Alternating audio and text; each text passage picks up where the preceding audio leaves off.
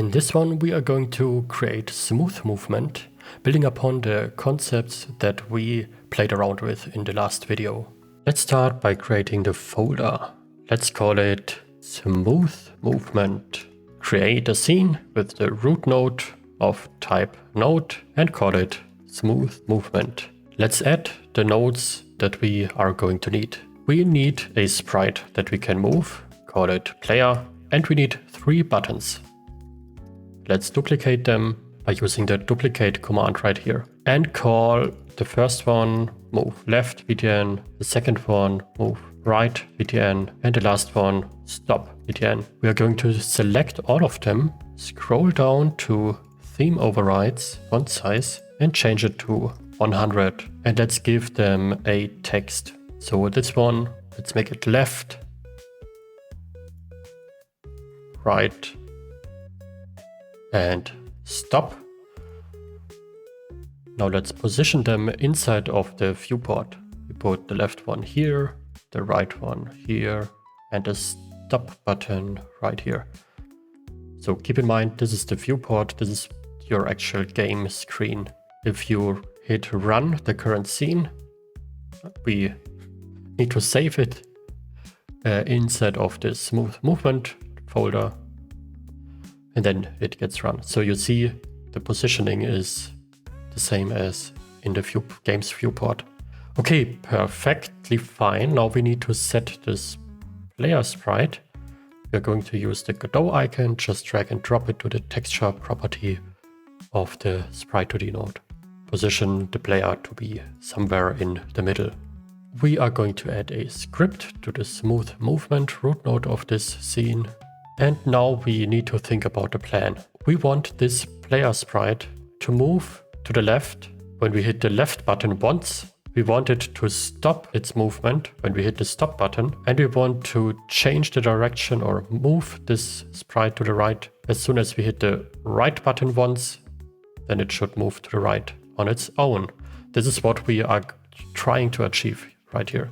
So let's figure out how we can do this. To make this all of this work, we need to connect the pressed signals of all of those buttons first to the script. So let's do this. Select the first button, go to node, go to the signal tab, and use the pressed signal and connect it to the root node. Do this for the other nodes as well, for the other buttons as well, I mean.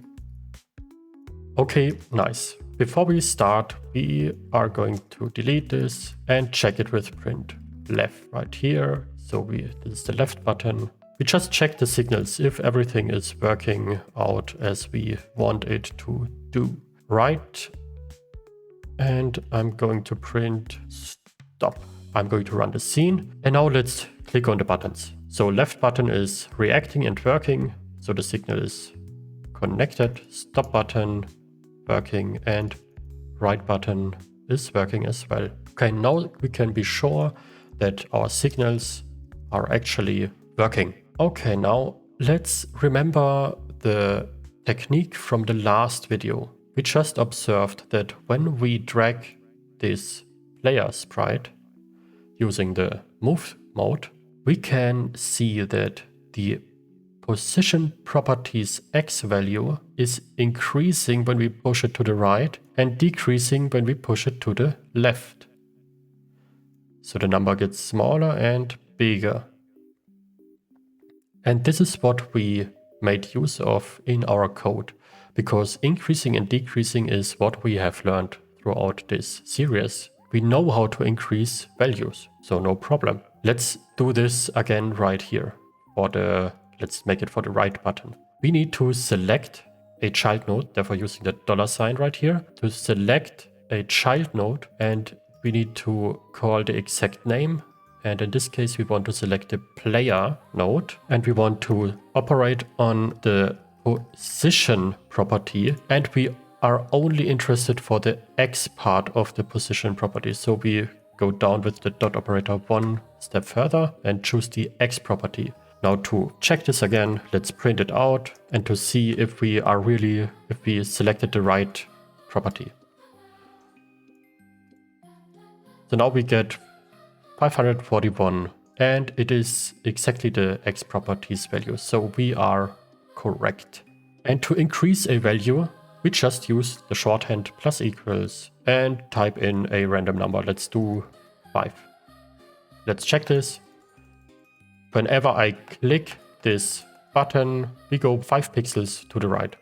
This is what we have done last time. This time we want smooth movement, and therefore we are going to introduce a new function, a built-in function, so to speak, a virtual function that we can override, and it is called the process function or method, as we live in an object-oriented programming paradigm right here. So this process method, we can check out what it does by just printing. So printing is so useful. We can do something like this. Hello. And now run it. And you see the word hello, the string hello is printed 300 times, 400 times, 500 times, and really fast. It is a loop. Everything we write inside of this method, and opposed to the ready virtual method we already encountered. Let's print this again. Let's comment this out using the toggle comment command. You can see the ready method is only called once at the beginning. But this new method right here, let's comment this out again and comment this in again using the same command, toggle comment. We can see the difference. This method runs in an ongoing loop, never-ending loop, and it prints it out again and again and again and again. We can make use of this. And let's start by checking out what happens when we copy this line inside of this function body of the process function or method. And let's run it. And as we can see, what happens is this line is being printed out again and again and again and again. We can even print it out and try to understand what's going on behind the scenes. Let's copy this, Command C, Command V, and see how the position property changes over time. And we can see when we are done, we can see it just increases over time. And because we call this again and again and again, this code snippet is being executed again and again. So therefore we get movement. Pretty straightforward. And now we have to think about our initial problem. We want to click on those buttons once, and then it should move in the corresponding direction, either left or right. And we want to be able to stop the movement altogether. Therefore, we are going to look closer at this line right here. So if we want to increase a value, we can write it like this. And if we want to decrease a value, we learned this one right here. So we can use the minus equal shorthand to decrease a value. And let's check this out, what this does. In this case, it moves to the left because we decrease the x value of the position property. And now we do some tricky math that is really awesome. We can decrease a value also by using this incrementing shorthand and just multiplying it by -1. So let's check this out. Instead of moving to the right now, it moves to the left. Let's multiply it by 1. It moves to the right. What actually is happening right here? If we multiply this by 1, this stays exactly the same, 5. If we multiply this by -1, this right here becomes -5. Therefore, we add -5 to this value, and it is basically decreasing it.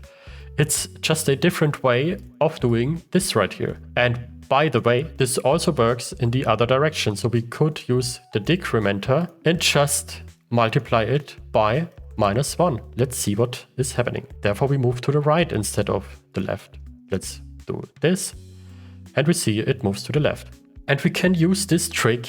Let's keep it like this. Let's go with this one right here. And we can use this trick to change the direction the player sprite is moving in, right and left. And to actually change this direction, we need to create a variable, call it direction, make it an int, and set it to 0 for the start. This case we did not speak about right now. Let's multiply this by 0 and see what happens. the sprite is standing still. No movement at all, because this operation is solved to 0. Therefore, we do not add anything to this position property. So by adding 0, we get no movement at all. So there we have our 3 states that we want. Move left, move right, and don't move at all. Just by using simple math. And now we give this number right here a meaning. We call it direction and replace it with the direction variable we declared on top. So now as we initialized this direction variable with 0, we should have no movement at all. Yeah, correct. It is working as intended. Now let's make the move left button first. The only thing we now have to do is to change the direction variable to, in this case, -1, to change the direction variable in this case to 1, because we want to move it to the right, and to change it, in this case, to 0. Make this calculation or operation right here to solve to 0, and therefore adding 0 to this position property. Now let's check this out. And as soon as I hit the right button, it starts moving to the right. When I hit the stop button, it stops. When I hit the left button, it moves to the left. Because we are setting the direction variable to -1, to 0, and to 1. And this exercise right here is, or this project right here, is really important to understand. You need to wrap your head around this simple math operation that makes it able so that we can manipulate movement and objects in a certain direction that we want. When you think about it, this is a big part of what gameplay programming is all about, moving objects around on the screen. So this is a core concept we need to really burn into our memories. To clean this up a little bit, I want to give this magic number also a meaning by creating a new variable and call it speed. Because if you think about it, let's make it a float and make it 5.0 for now and replace the value down here. Because if you think about it, we add 5 pixels, we add the value 5 to the X position, therefore adding 5 pixels to this position property every time this process loop is being fired. So if we increase this value, we make the movement faster, so it moves faster. If we lower this value, we can lower the speed by using higher values, we can up the speed. So this value really represents the speed in which the object is moving. So have fun with this exercise and see you in the next one.